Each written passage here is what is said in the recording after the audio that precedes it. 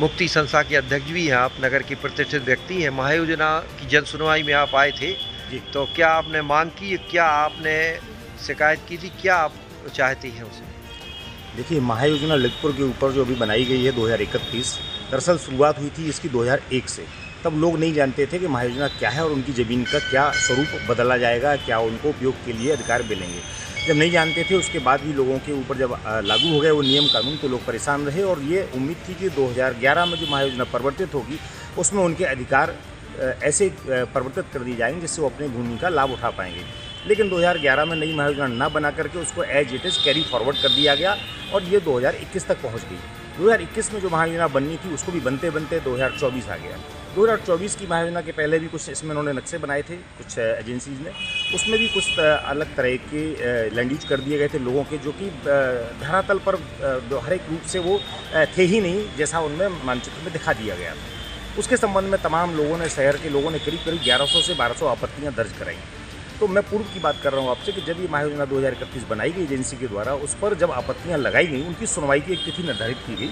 उस तिथि पर जो सुनवाई हुई वो ऐसी सुनवाई थी जिसमें कोई व्यवस्था ही नहीं थी, ना कोई सुन सकता था, ना कोई बोल सकता था। सारे लोगों को एक साथ बुला लिया गया था और वो महायोजना की कोई उसमें स्वरूप तैयार नहीं हो पाया, जिस पर लोगों ने तमाम शासन के लिए शिकायतें की, जिस पर वर्तमान जिलाधिकारी महोदय के द्वारा, माननीय त्रिपाठी जी के द्वारा, तो उस पर ध्यान रखते हुए नई महायोजना तैयार की गई और जो आपत्तियां लोगों के द्वारा दी गई थी उन पर भी सुनवाई विधिवत रूप से की जा रही है। बहुत अच्छी बात है, जो अपेक्षा से परे है। ऐसी हम लोग को अपेक्षा पिछली महायोजना की जो मीटिंग थी उसको देखते हुए बिल्कुल नहीं थी कि इस तरह से व्यवस्थित तरीके से ललितपुर की जनता को सुना जाएगा। मैंने पूर्व में जो महायोजना बनाई गई थी 2031 की, उसमें करीब 28 आपत्तियाँ मैंने नगर की लगाई थी, जिसमें नजाई बाजार, स्टेशन रोड, तमाम चीज़ें थी, जहाँ पर खेल के ग्राउंड, बस स्टैंड, बहुत सारी चीज़ें थी जो जनहित से संबंधित थी, जो कि व्यवस्थित नहीं की गई थी। उस पर जब हमने आपत्तियां लगाई थी, जिस पर तत्कालीन जिलाधिकारी महोदय के द्वारा एक अलग से मीटिंग मेरे साथ की गई थी, जिसमें उन्होंने सारी आपत्तियों को जायज़ पाया था। आज की बैठक में आपने क्या मांग की? पर ध्यान रखते हुए ये सारी आपत्तियां शासन में गई थी और महायोजना का स्वरूप परिवर्तित करने के लिए शासन को बाध्य होना पड़ा।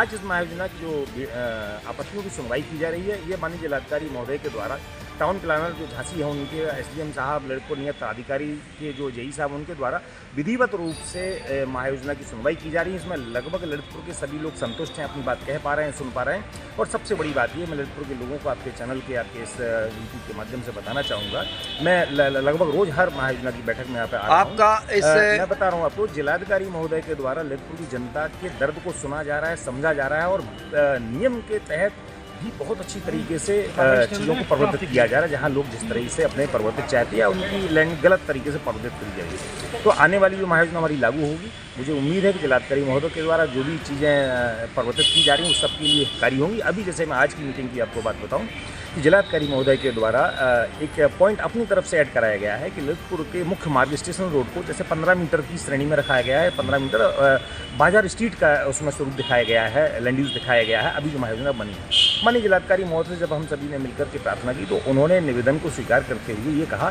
कि हमारी तरफ से संस्तुति कर दी जाए कि इसको बढ़ा करके 15 की जगह 30 मीटर कर दिया जाए, या कम से कम 20 से 25 मीटर कर दिया जाए, ताकि ललितपुर की जनता को व्यावसायिक गतिविधियाँ करने के लिए लाभ मिल सके। तो मैं आपके माध्यम से जिलाधिकारी महोदय, पूरी टीम को, नियत अधिकारी और नियंत्रण पदाधिकारी, टाउन प्लानर जो भी है, सभी के लिए मैं धन्यवाद देता हूँ कि आपने कम से कम ललितपुर की जनता के दर्द को सुना, समझा और ललितपुर के विकास को देखते हुए एक नई जो महायोजना तैयार की है वो बहुत अच्छी तैयार और लगता है सबको पसंद आएगी। भैया, आप भी महायोजना के अंतर्गत अपनी आपत्तियां लेके आए थे, तो आपने आपत्तियों में क्या दर्शाया और क्या मांग की और क्या आपको आश्वासन मिला?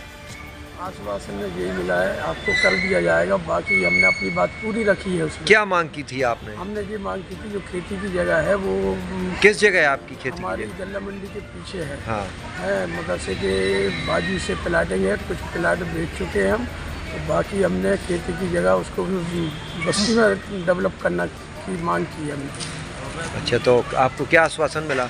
हाँ, हो जाएगा। हमने सर ने कहा है आपको कर दिया जाएगा।